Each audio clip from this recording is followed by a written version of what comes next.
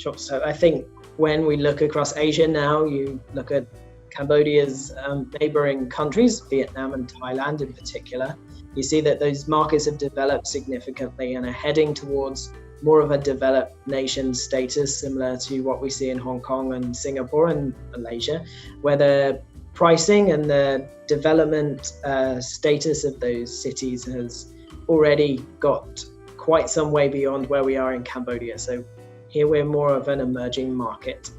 That presents a number of opportunities. So the city's still growing very rapidly. The supply of condominiums in actuality is not too great. So there are still opportunities in terms of the way that people are living and how they occupy residential buildings. They're still very much tied to landed property and villas, shop house formats, but that is changing. So as young generations come through and their spending power grows, their lifestyle aspirations change, then they are starting to look at renting or even buying condominium units or living in serviced apartment blocks.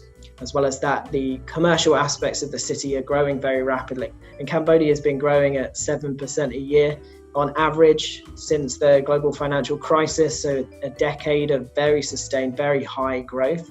And that has really caused quite a big change, both in terms of the way that people are living as locals, but also in the economy of the country and the businesses that are here and the type of people that they're attracting from overseas to live and invest in Cambodia.